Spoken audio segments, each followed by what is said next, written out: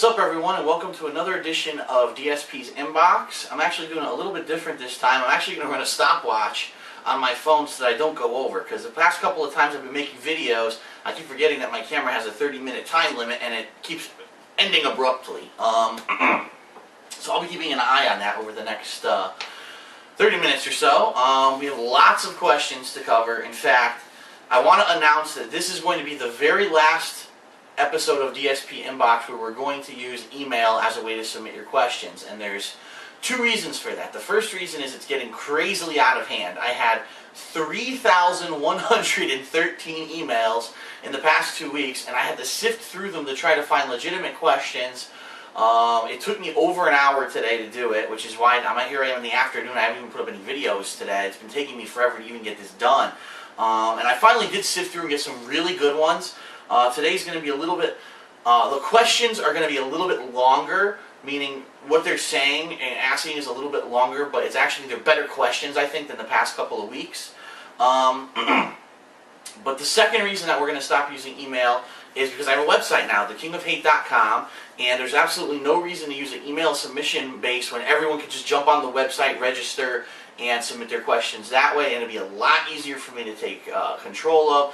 So immediately following me uploading this video, I'm going to jump onto the website, and I'm going to create a new area in there. You'll see it'll be a specific area just for this show. Now I'm going to actually change the name of the show because it's going to be stupid if I call it DSP's Inbox, but I'm not getting questions in an inbox. It's on a forum.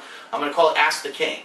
And so it'll be Ask the King thread. You go in there and you're going to see, you know, for the next episode, which will roughly be 2 weeks, I'll put up roughly a 2-week date. Post your questions here, and every time that a new episode comes out, I'll unsticky that thread and sticky a new one to replace it so that you can put your questions for the next episode. I am, however, going to keep doing the Twitter thing. Right before I sat down here, I posted up on Twitter. I said, please give me your Twitter questions. I got over 100 twits in like 2 seconds. It's crazy the amount of people that are following me now on Twitter. But anyway, if you don't know about that, please follow me on Twitter for stuff like this. My account is They Call Me DSP. So anyway, we're going to jump into it now. Really good questions this week. I really am pleased. So let me get ready here. Okay, the first person asked 3 questions. Question number 1, who were your biggest rivals or biggest threats in Super Turbo? And I'm guessing what he's asking is when it was competitive and I was playing all the time in tournaments. The bottom line was, at one point on the East Coast, I would say my biggest rivals were people like Justin Wong, who actually was at the top of the ladder on the East Coast. Even though he didn't play the game that much, he has a knack of finding some of the best strategies in games and just using those to win, even though he doesn't necessarily understand the game at a higher level, which is crazy, I know, but he seems to do it in a lot of different games. So there was Justin, Chris Doyle, who is one of the best Chun-Li players in the United States, if not the best Chun-Li player in the United States today, and his brother David Doyle, a couple other people from New York. It's kind of hard to remember when, you know, that was like 3-4 years ago, and when I was, you know, still in the tournament scene, because what I primarily remember happening is within a relatively short period of time, say 2 years, I basically went from the bottom of the ladder to the top on the East Coast, and really there was no one on the East Coast who could beat me in Super Turbo anymore. So what ended up happening was I ended up traveling a lot in 2007. I wanted to challenge myself. So I ended up going to almost all of the Evolution qualifier tournaments that they had that year after winning EVO East. And I actually went to EVO West, which is probably one of the most challenging things I ever did to myself in my life, because here I am, one of the very few players from the East Coast who traveled to the West Coast for their qualifier for Evolution. Pretty much the world was against me. I mean, no one was rooting for me at this thing. And some of the biggest rivals on the West Coast are going to be some of the biggest names. Alex Valle, Mike Watson, Jason Cole, John Choi, David Serlin, the big names, the big guys who've been out there playing Street Fighter competitively since the mid-90s when it became a competitive game. And I was lucky enough that year, and I don't want to say it was all luck. Obviously, there was a lot of skill involved too, but I beat a lot of good people. I did. I beat Alex Valle and Mike Watson in that tournament. Ended up getting 5th place. I lost to John Choi and David Serlin. So back then, I would say probably the West Coast people were my biggest rivals. Now today, it seems more like, because everything's become so console-oriented, that a lot of those players who used to be at the top really don't play that much anymore. Especially since Super Street Fighter 2 Turbo HD Remix came out, a lot of that older, old school community didn't like that version of the game. And I personally can take it or leave it. There's a lot of weird changes in that version that make it really fucked up for me, because I play the original Super Turbo so much. And I really haven't played that game in a competitive setting, to be completely honest. I never did. So I don't know. I don't know how I would do. I don't know who my competition would be today, because I have not really played HD Remix in quite a long time. But back then, pretty much after I dominated the East Coast, I went to the West Coast and I played the best. And sometimes I won, sometimes I lost. So the next question. After gaming season is over, would you ever consider making some sort of an announcement saying you will be on Street Fighter 4 HD Remix and people can play you? I've said this in the past. Yes, I've thought about doing these like community collaboration playdates. Nothing definite right now, because we're in the middle of this hardcore gaming season in the fourth quarter of 2010. But hopefully next year, if I get some more time, we'll do something like that. There'll be more interactivity with the fans. And then finally, is Marvel vs. Capcom 3 the only game you're planning to participate for EVO? The answer to that is no. If I do go to EVO, I'll enter a couple more games. I'll probably enter Super Street Fighter 4, whether or not it gets patched by then. And I'm really starting to have high hopes for the new Mortal Kombat game. From everything I've seen, they're really trying to make it a competitive fighter again. And Ed Boon, who, as you know, has been part of the Mortal Kombat community since day one, has been consulting with my friend Jason Wilson, who was probably the best, undisputed best Mortal Kombat 2 player in the country when that game was popular in arcades. And that game actually was pretty much the last competitive Mortal Kombat game. So that's a good sign. He's asking the person who was the best at the last competitive game of what changes they can put in, what the balance is like, and things like that. I'm hoping the game is good enough to become competitive, and maybe it'll be featured at EVO, but I guess we'll have to remain for that to be seen. And all those questions, by the way, were from Muru. Thank you, Muru. Alright, up next, we got a question from Tom, and he asks, I recently posted on one of your videos that you should take your camera with you when you go to buy and sell games and basically make a vlog. The comment received a lot of positive response, but I thought I'd tell you more directly.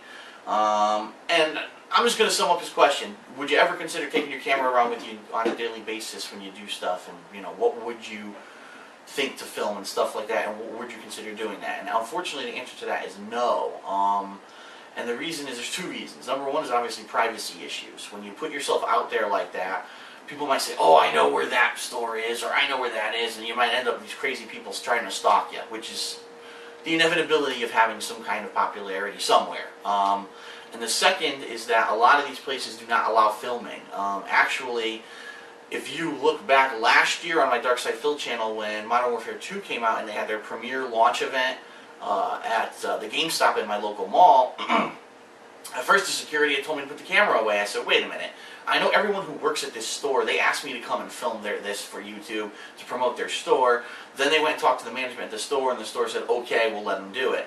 Now, since then, unfortunately, my friend doesn't work at that store anymore. I don't have those kind of connections, so for me to just walk into the mall and start filming, it's actually against the law because it's private property. I'd have to get like written permission from the mall.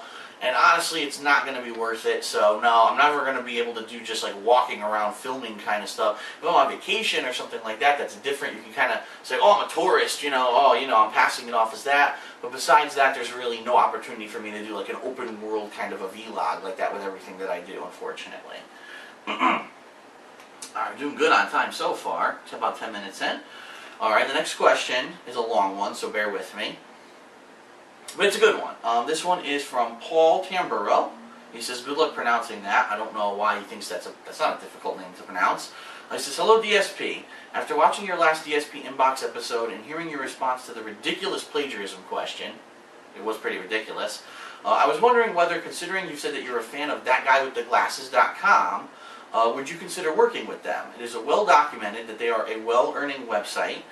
In fact, they grossed about $150,000 in revenue last year. Wow, I didn't know that. And with your YouTube following, you could potentially make a very big splash indeed. Obviously, the profit would make obviously the profit you would make wouldn't be enough to consider it a full-time job, but I think that introducing something like your Hateful Truth series to their site would be a perfect fit and a nice separate source of income. They're known to be very accepting of new content, which admittedly sometimes is actually their downfall, but it would be a big coup for them. Well, he thinks I would be a big coup for them, and it might open up new avenues for you. Keep up with the good work. So thanks, Paul, for your question. First of all, he's absolutely right. ThatGuyWithTheGlasses.com is a website that I have followed for several years. A lot of funny series like the Nostalgia Critic are on there. And in the past couple of years, he's actually acquired some other people like Spoonie from the SpoonieExperiment.com, Angry Joe from AngryJoeShow.com. Some really funny people. Yeah, I do like the site. I like what those guys put out.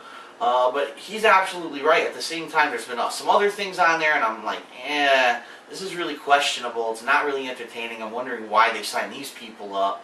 Whether or not maybe he's just being really too nice, or maybe he really liked it, and unfortunately, I don't know. It might be just my opinion, but have I thought about doing something like that? Yeah, but just like he said, none of those people are doing that stuff as a full-time job. The website itself is a collaboration of over a dozen people, and between them, they only made $150,000. I mean, yeah, it would be nice to have a tiny, a little bit of side income like that, but at the same time, to wholly give a series like, for example, The Hateful Truth to that website, I don't know. I mean, it would be a good idea, and that would probably be the series I would give something like that, where I would go back to the old style when it calms down a little bit here with gaming season, and do the animated intros, and do the music, and the jokes, and everything that I did last year with that series. It might be, that could be a real reason to look into do something with those guys. Now, I haven't contacted those guys. I haven't talked to them. I've never met them in person. I'm not sure what they're like. But they seem cool from what I've seen on the site, and I don't know. I mean, it's a potential possibility, but it's not anything I've really been thinking about, simply because when you do something like that, okay, now you're like kind of obligated. I have to give them a video on this kind of a schedule and do this, and it's going to end up basically turning it back into like becoming a job again. Even though this really is a job, right now it's kind of an open format for me, and I have the ability to change things on the fly, and it might be a little bit more of a format that I'm not used to at this point, but I don't know. I mean, let me put it this way. Am I interested? Sure. If those guys were interested in trying to acquire someone like me, I'd absolutely be open to talks about it. In fact, I actually have been talking to the guys over from the Game Station on YouTube, and I'm trying to set something up with those guys to chat with them and talk about it, but it's so crazy right now this time of year. I don't know if I'm going to have a chance to sit down even this week or next week and talk to them about it. There's so much going on in my life right now with YouTube and all kinds of other stuff, so we'll see what happens. A lot of potential to expand and to be signed to different things, but we'll see what happens.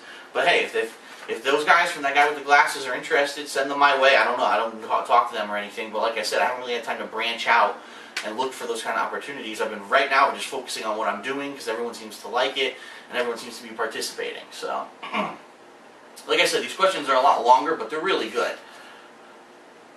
Let's sip here.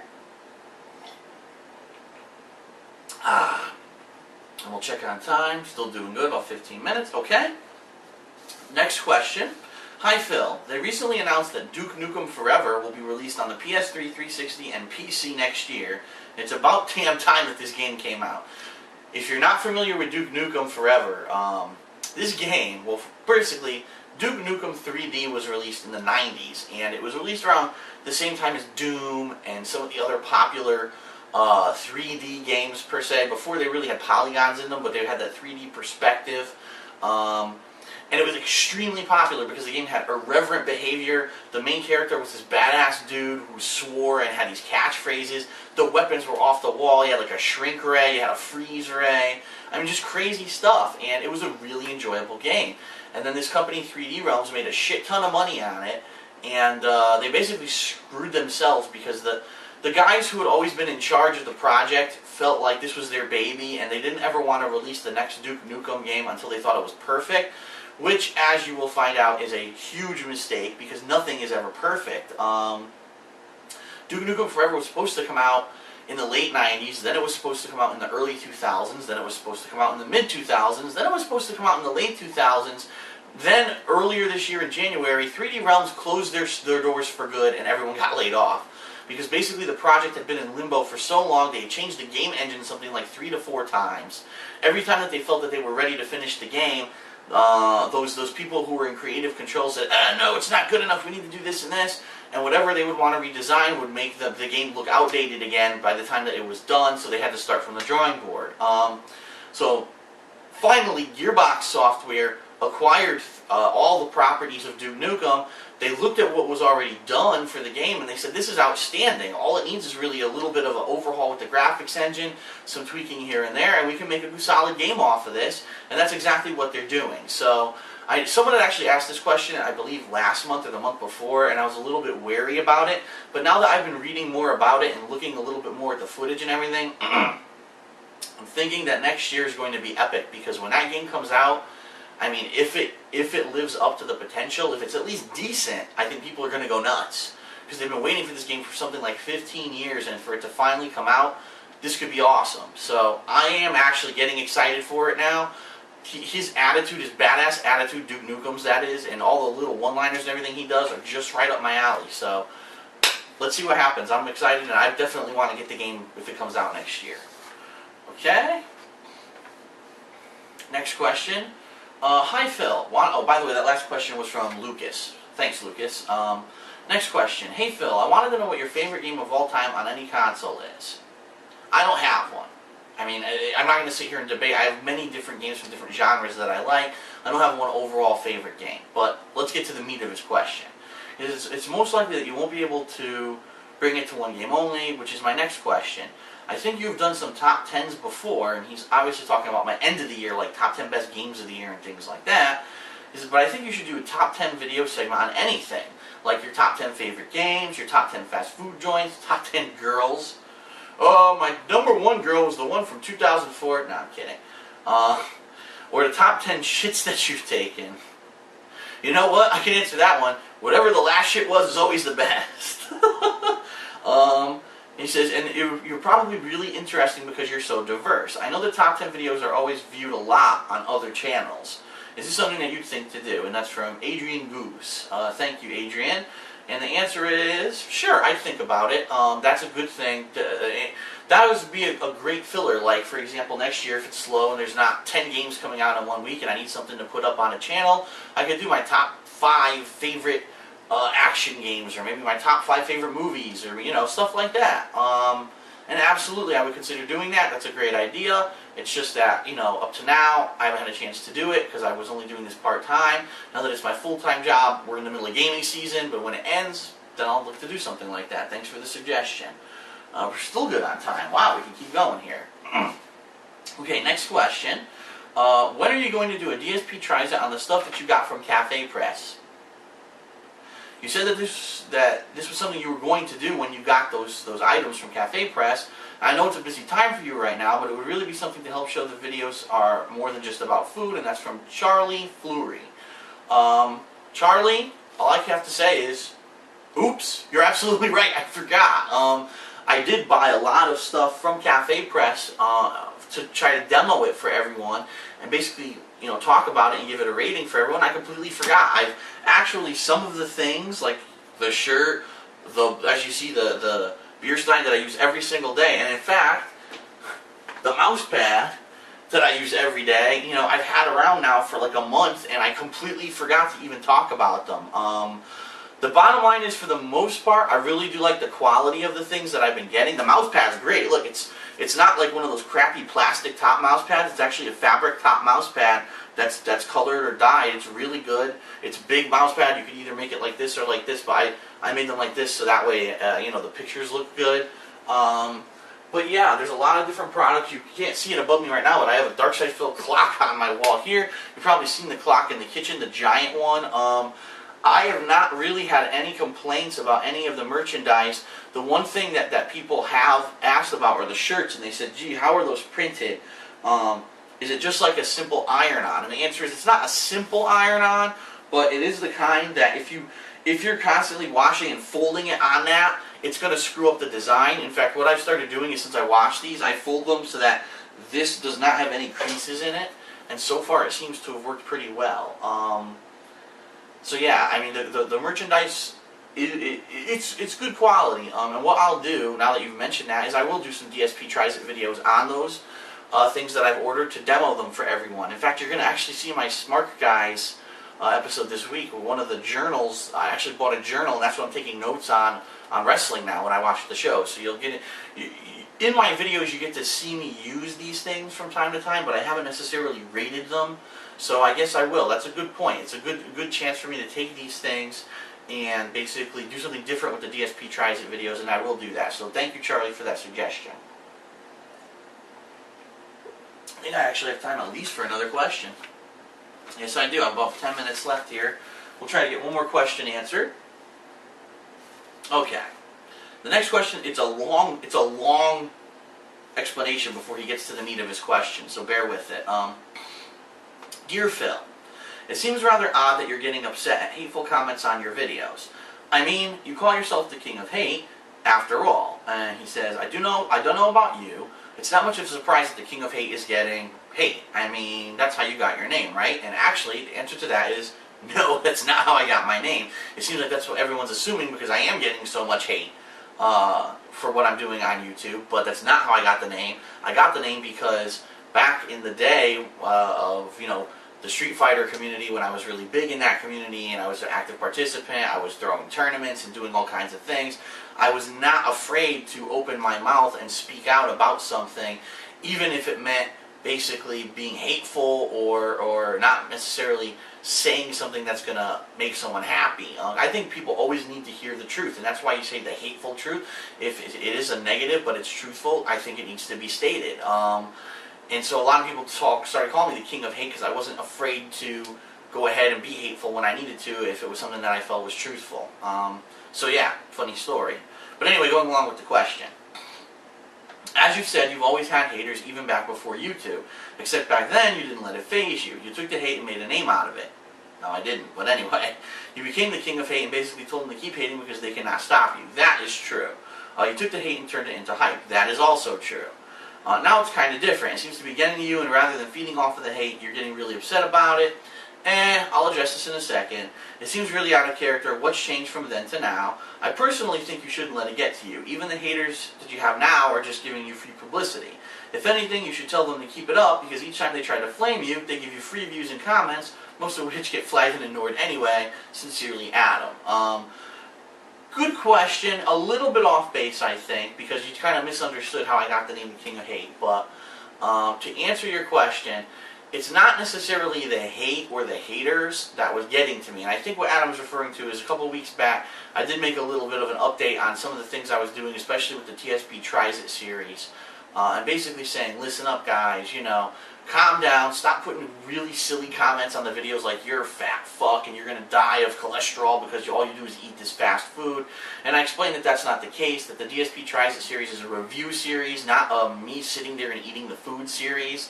In fact, there were a couple of things that I tried, like a couple BK breakfasts and things like that I thought were gross and I did not eat.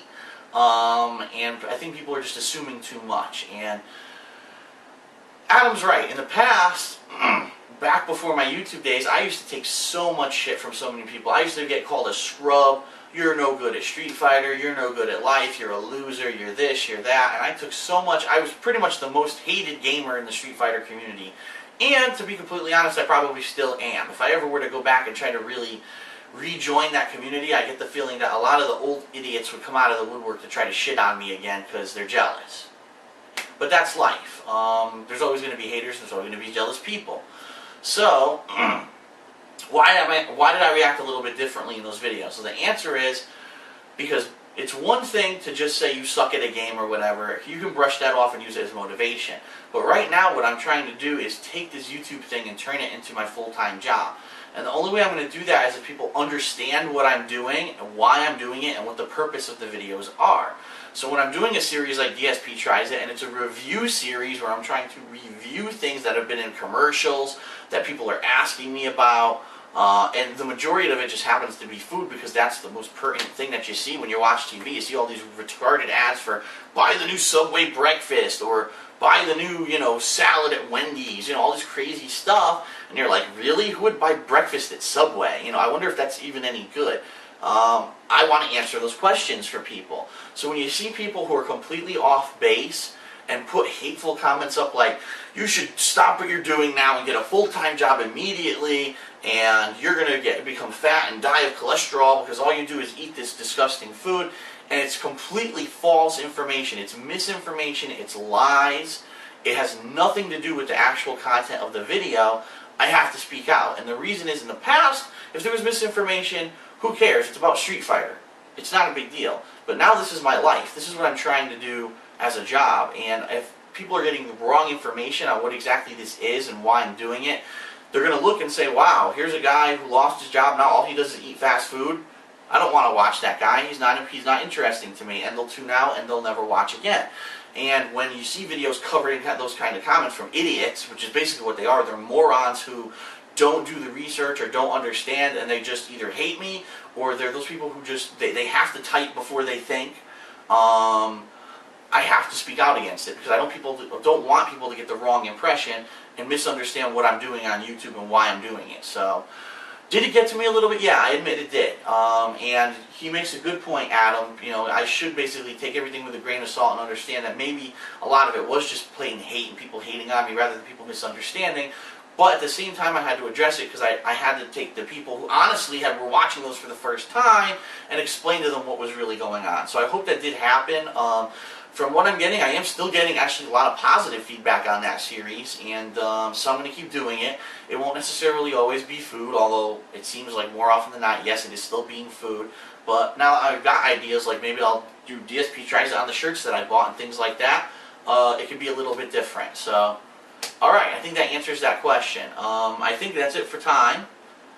Absolutely, I'm right on the dot here, so let me go ahead and I'll split the part of this video, and we'll come back for part 2 of DSP's Inbox.